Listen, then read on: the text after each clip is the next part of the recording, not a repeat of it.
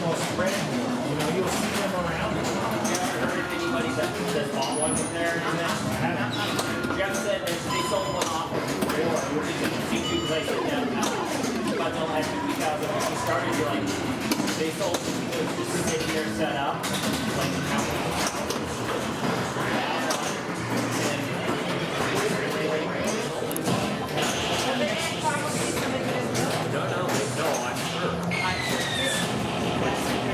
if they're going to be selling, they're going to be first like how many gameplays and then 25,000. They'll be like, why? Retail value. But test drive. Said that the buyer for Arsenal Stranger Things buy and what model. When you think, oh wow, yeah, like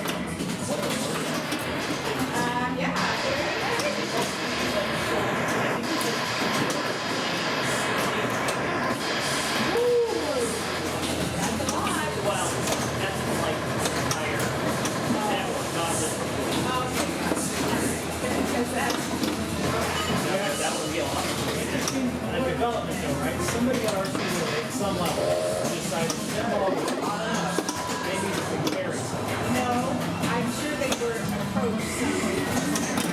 I don't think so. I heard that it really hard to come